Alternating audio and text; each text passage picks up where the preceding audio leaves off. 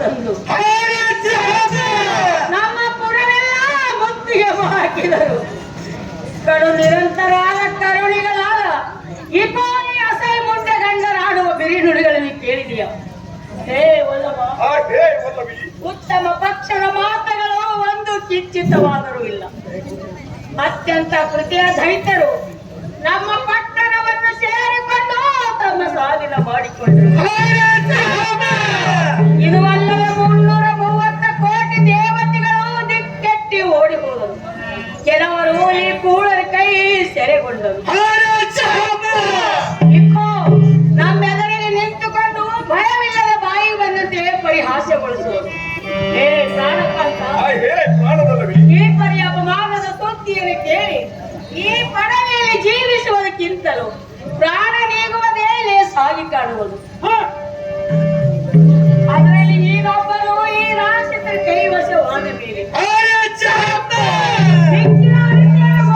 ಕೇಳುವರೆ ಈ ಮಾತಿಗೆ ಸುಮ್ಮನೆ ಆತಕ್ಕೆ ಕೊಡ್ತಿರುವುದಿಲ್ಲ.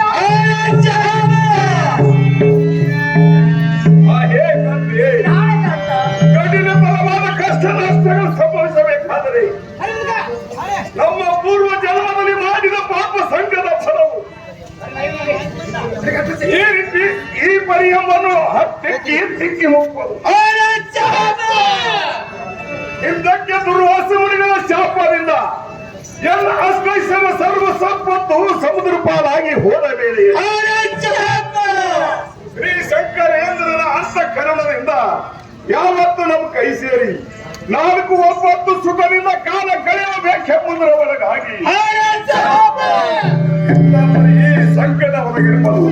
ಹೇ ಕಾಂತೆ, ಈಗ ಬಂದಂತ ಎಲ್ಲ 20 ಪಾರ ಮಾಡುವ ನೀರ ಹರಗುರು ಶಂಕರೇಂದ್ರನೇ ಬಲ್ಲನೆಂದರೆ ಅವನ ಹೊರತು ನಮಗೆ ಗತಿ ಯಾರೂ ಇಲ್ಲ. ನೋಡ ಕಾಂತೆ, ನಿನ್ನ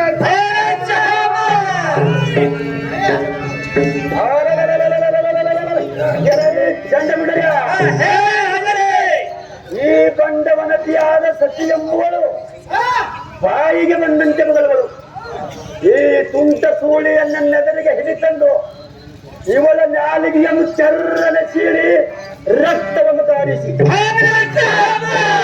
ಈ ಮುಂದೆ ಮಗನಾದ ಇಂದ್ರನೆಂಬ ಅಪಮಾನ ಅದಮಗೆ ಖಂಡಿತದ ಮುಖಪಾಲ ಕಟ್ಟಿಸಿ ಹಟ್ಟನೆ ಬಂದಿ ಖಾಲಿ ಒಳಗೆ ನೂಕಿರಿ. ಇದು ಅಲ್ಲದೆ ದಿಟ್ಟತರವಾದ ಈ ಬಾಲಿಯರನ್ನು ನಿಸಂಗ ಮಾಡಿ ಗುಣ್ಣಿಗಳಿದ್ದ ಬಂದಿ ಖಾಲಿಯಲ್ಲಿಟ್ಟು ಊಟ ವೇದನಕ್ಕೆ ಪಟ್ಟ ವೀಸ ತುಂಬಾ ದೂರ ವಿಜೃಂಭಿತ ಸಂಭ್ರಮದ ವಿಶ್ವಾಂಬರಾದೀಪನೆಂದು ಜೈ ಬೇರೆಯನ್ನು ಹೊಡಿಸುವಂತವರಾಗಿರಲಿ.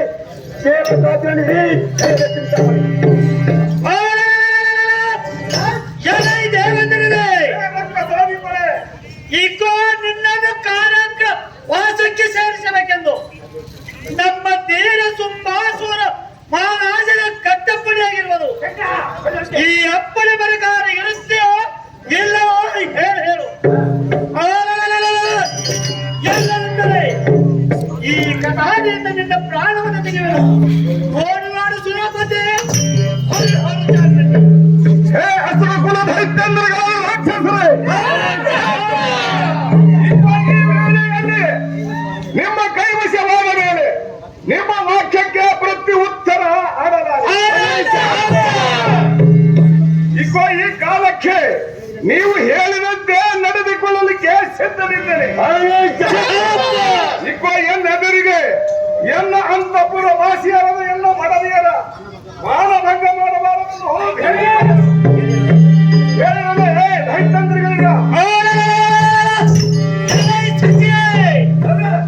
ಎನ್ನ ಮೇಲೆ ಮಾತ್ರ ಎನ್ನದರಿಗೆ ಬಾಯಿ ಬಿಚ್ಚಿ ಮಾತನಾಡಿದರೆ ನಿನ್ನ ದೊಡ್ಡ ದವಡೆಗಳನ್ನು ಒಚ್ಚು ಅಂತ ಹೊಡಿವನು. ಈಗ ಅಲ್ಲದೆ ಎನ್ನ ಕೋರ ದವಡೆ ಹಲ್ಲುಗಳಿಂದ ನಿನ್ನನ್ನು ಚೂರು ಚೂರು ಮಾಡಿರುತ್ತೇನು. ನೋಡು ಭವ ಎಚ್ಚರಿನಿಂದ ಸ್ವಚ್ಛವಾಗಿ ನೋಡಿ ಉಚ್ಚರಿಕೆಯೋ